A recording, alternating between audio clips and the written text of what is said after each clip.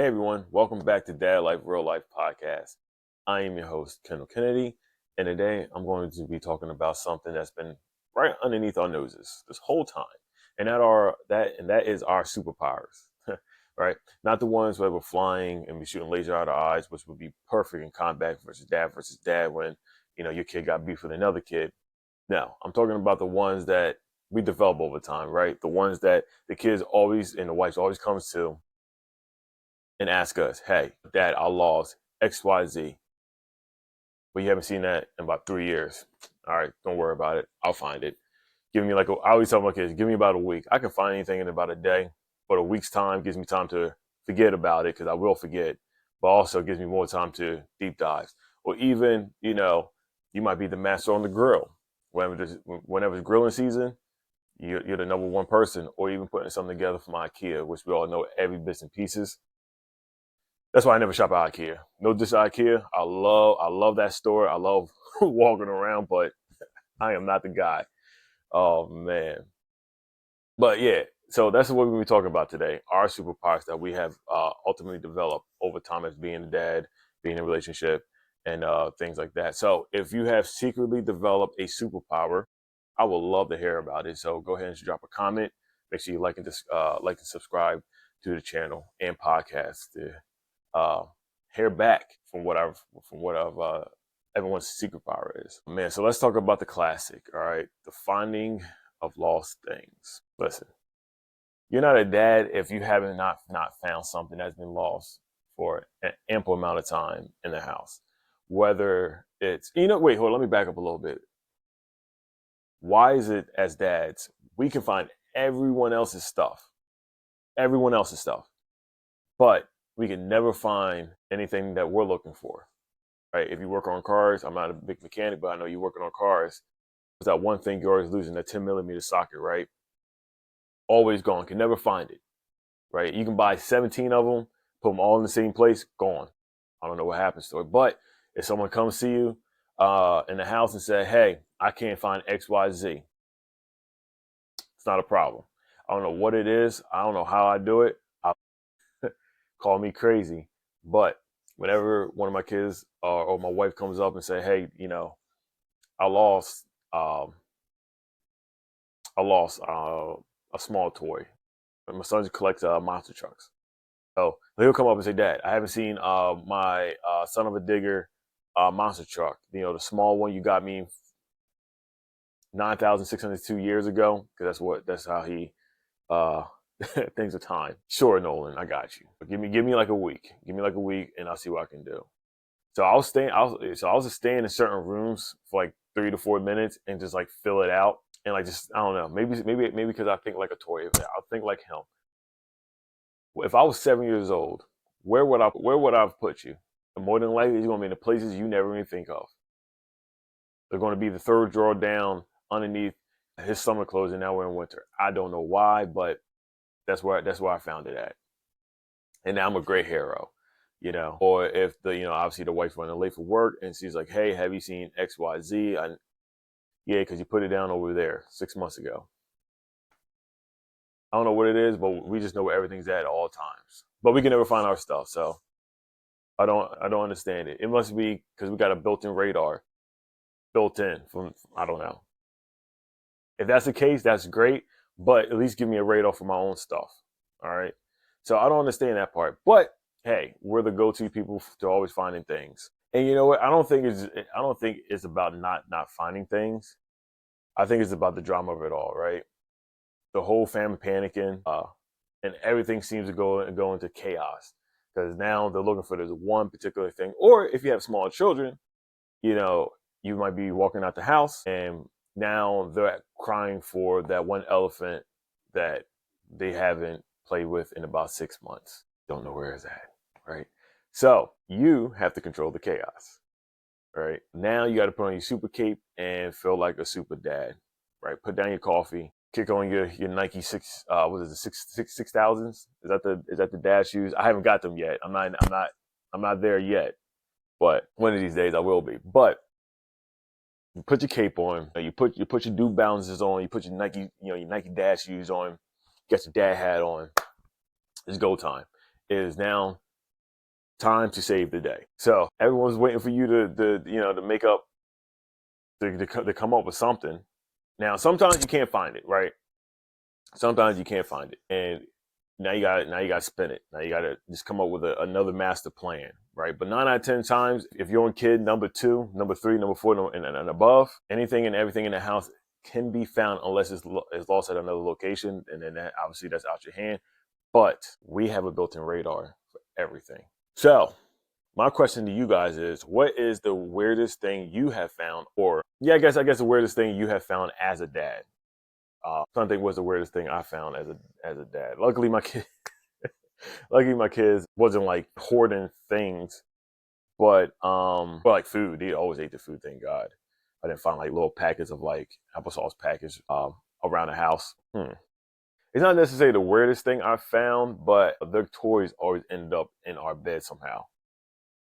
In our bed, in our room, underneath our bed. But I personally never found anything crazy, but I would love to hear your guys' story. So in the beginning of the next episode, I'll read just a couple of them. So go ahead and drop a comment on the YouTube channel and or as a review on the podcast. So we can all can hear you, your crazy, weirdest things that you found. All right, moving on, right? Next thing we're going to talk about is one of the greatest superpowers I think any dad will definitely happily wear the crown is either the grill master or the chef master.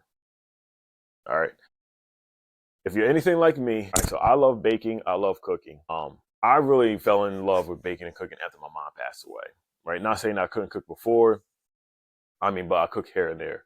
But once my mom once my mom passed away, that was my coping mechanism was baking, because baking took time. You know, you really got to hone in on the craft. And I'm a self-taught baker, still learning myself, and self-taught chef, I guess you can say, still learning. So don't come to my restaurant and give me 1 star because you're not invited. But the people that are important loves my baking, loves my food, and that's one cape I'm happily wearing all the time. Now, do I love cooking all the time? No, but I will tell you this: I'm the kind of person to go ahead and prep something. You know, the family loves my homemade French toast. I mastered that recipe. I make a homemade pizza recipe. Tonight for Valentine's Day, I am making a steak stromboli. So those are the things I've mastered. And I also make a really good lemon cake, homemade bagels. What else? Pretzels, cinnamon rolls, my homemade cinnamon rolls. Amazing. Amazing. So the grill cape, love it. And I feel like that screams dad energy, right? That's just like something you just put on as soon as that kid comes out. You back there grilling up, holding the kid in one hand with the spatula in the other. That's how it goes, you know? And that's one thing over time I would say that has gotten better for me, especially because I will sit there and try to perfect every recipe that I've come with. That and my thing is I usually go for I usually try to perfect my recipe within 3 tries, and once I perfect it, you know, I write it down. And I'm not sure about you guys, but I don't measure nothing. Everything's all about my feels and my ancestors talking to me, telling me when to stop with the sprinkle. I don't know how I do it, but I just know, and it stays consistent every time, man. But let's be real, right? Dads don't just grill. Dads just don't cook. We master the grill. We master the kitchen, and that's one thing that we will definitely, you know, pride ourselves on. You know, especially when you sit back and you whip up something, you know that you know it's gonna be good. Like for me, I whip up something, I feed everybody, and I'll just sit back and watch them enjoy it. And that's how I get my kick. You know, now I will still eat it, but more than likely, I probably made it just for them and indulge.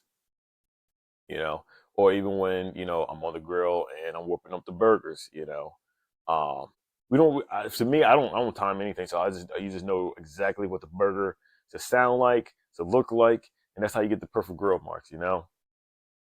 But if you guys have any other barbecuing tips, go ahead and drop them below. You know, I'm still an amateur. I'm not gonna lie to you. I haven't got myself a smoker, one of them dishes, the thermometers, none of that. But that's my next phase of life to get into that. And I know it's a game changer. You know, all that investment for the thermometer and things like that. So, but I haven't mastered the grill. but I do know a thing or two around the grill. So I would love to hear your grilling stories.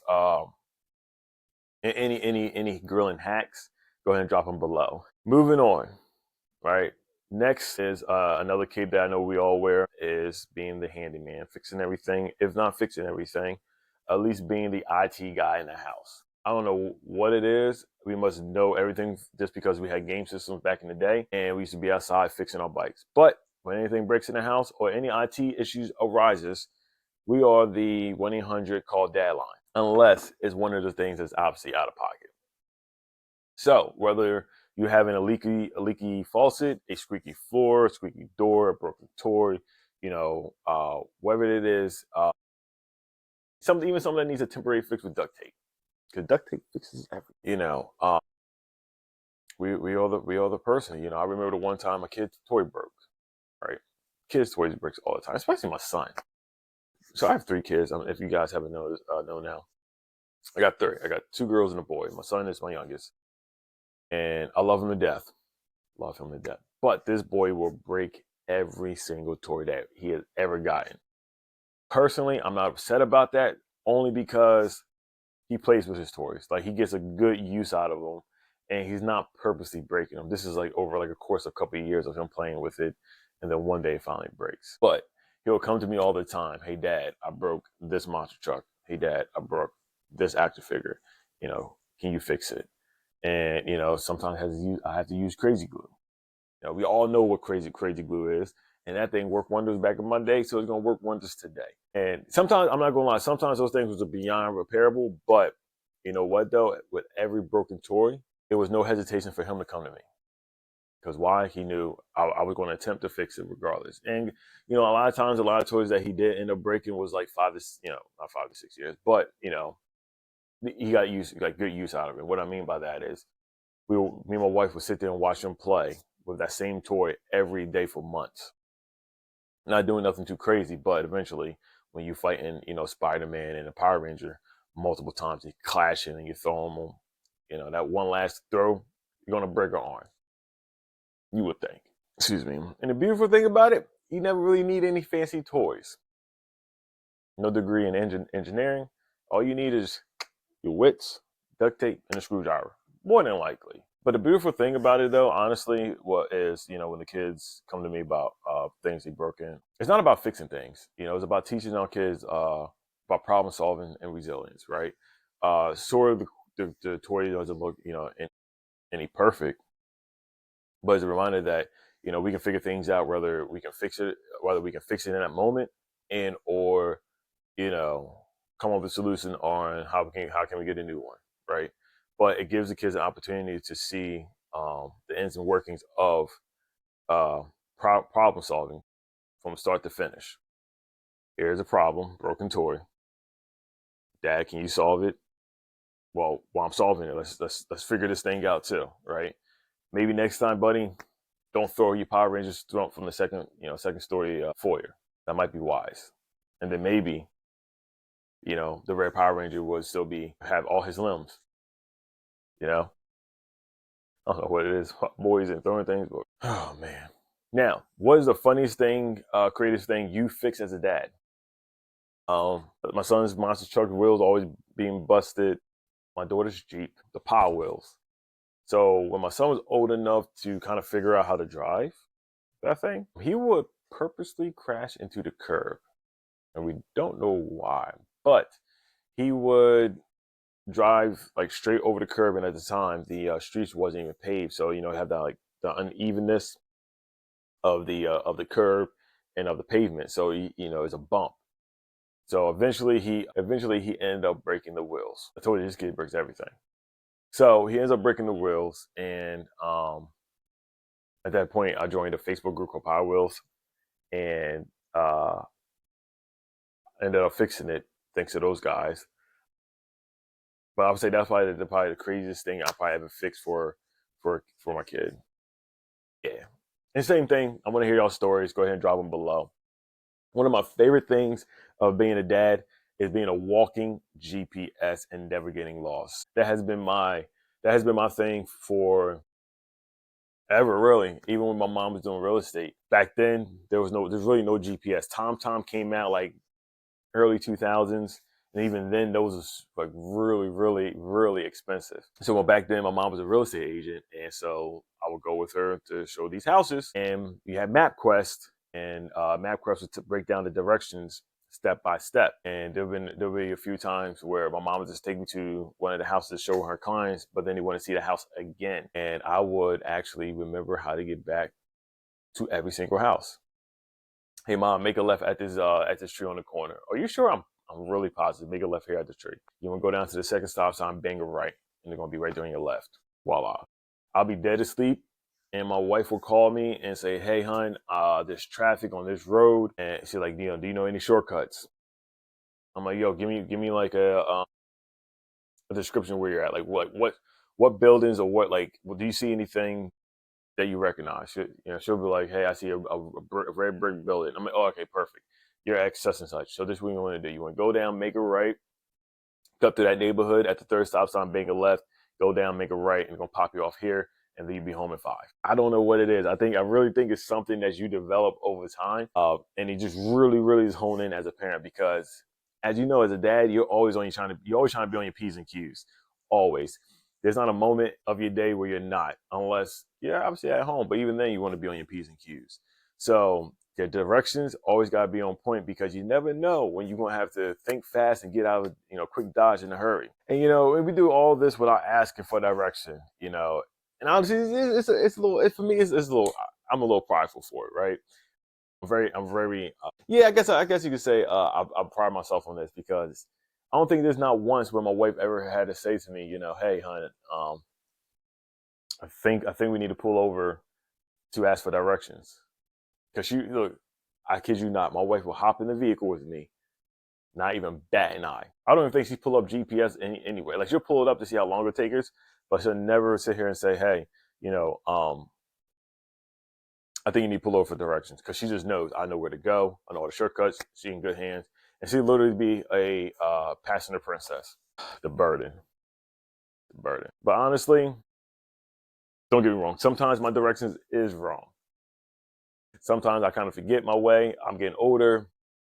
Things happen, right? But the important thing is that we believe we're right. And know what though? I'm gonna leave all with this. I'm gonna leave all with this. Dad is never lost. We're never lost. We might be turned around, but we're never lost. We're never, because we can always get back to point A. Remember that. All right. So next time you're navigating a road trip or trying a new way to find your way, you're good, because you got a built-in GPS, Dad. You got a built-in GPS. All right. So the last thing I'm going to discuss today on the podcast as a superpower is, drum roll, I don't have sound effects yet, so I got to do it myself. Is the bedtime whisperer. How to get your kids to bed. Now, me personally, even when my kids are younger, they never really had a problem with going to bed. I lied. My oldest, up until she was like 3, we had to lay in there with her. But now that as it was getting older and was like, "Hey, it's bedtime," they understood that. They never give us a hard time, which is great. But what I would do is I would make sure bedtime was low key fun. I would read a book. I will read a nighttime story, not read the words, but kind of summarize it in my own way. So I was like, boom, check it, So like Moses was one of the chosen books that we had. I'm like, boom, check it, right? So here Pharaoh wanted to, knock off all these kids. So the mom was like, nope. So she threw the baby in the river, and the baby got to the Pharaoh's wife. She took him in. She said, "This is my son now. I'm gonna raise him up like one of like the whole 9." The kids loved it, right? I did it in a funny voice. The kids loved it, and got them staying, in the room and go to bed. But even then, sometimes they come out the room. I got bit by like a mosquito. But sometimes they come out the room. Even now that they're older, right? How do you get them back in bed? You just, hey, yo, while the wife is fussing at them, this, that, and the third, and you're sitting back and relaxed, just get up and be like, "I got this." I don't know what it is with kids and dads, but anytime a dad comes in the room and just look at him, it's like, what are we doing here? And I tell my kids all this all the time. Listen, tomorrow morning when your mom wakes you up for school, I don't want to hear how tired you are. Because if I hear that, then that means tomorrow you're going to bed an hour and a half early. That's simple. If you can't get up on time for bed, then cool. That's on you. Now, my wife can say the same thing. Kids don't want to listen. But when dad gets involved, it's like, wait a minute, he's serious. I'll call from work. Hey, it's 7 o'clock. Is so and so in bed? The kids know I don't play. But that's because now they're older. Before it was like, we'll play some music. A lot of times, like the kids actually ended up in our bed later on in the night. Like my son, he was maybe one when he snuck out his room into our bed. And that house was baby proof. This kid, I told my wife from the get go, he was a baby genius. He still is to this day. He actually climbed out his crib. So we actually, we took the mattress, put it on the floor. We did everything we were supposed to do, and somehow he still found a way. But that's all. And then, so he came into bed. I let him sleep for a little bit. Then I just put him right back in his room, and he was fine. My middle child, she always found a way into our room somehow when she was younger, and that was one of the ways she always slept. But then I always got her back in bed. And sometimes you got to take the losses, right? You got to take it. Sometimes you got to roll with the punches and just keep it pushing that way. What are you gonna do? Because sometimes it's short lived. Like my middle one, probably like a year or two. I can't remember like the total timeline of it, but it was about 2 years going back and forth. Because when she was a baby, she was being breastfed by my wife, so she was in bed all the time. Getting the kids to bed is probably one of the greatest superpowers and greatest feelings, because let's be real, getting a kid to sleep is a parenting win. Getting your kids to eat vegetables, it's a parenting win. Fruits, same thing. So if you have any tips or tricks on, or even a secret tip that you use to get your kids to sleep, or do you have a special bedtime story or anything like that, let us know. I'm always looking for new ideas, especially I know some dads who are new want to have a game plan about for bedtime from newborns all the way up to if you have young children. Go ahead and drop them below. All right, guys. So that's it for today's episode on Dad Superpowers. Whether it's finding things, being a grill master, fixing things, and or putting your kids to sleep. It's about showing up and being present and making life a little easier for you, for your kids and for your family. So, dads, embrace your superpowers. All right, you're doing an amazing job. And listen, I know sometimes you don't feel that way, but you got this. All right, you got this. And if I didn't mention, send me a message, leave me a comment, hit subscribe, and drop me your stories. I'd love to hear your stories of just being a dad. Any funny stories, anything, any tips and tricks that you may have. All right. And again, this is your host, Kendall Kennedy. Thank you for listening to Dad Life, Real Life. Catch you guys next week. Peace.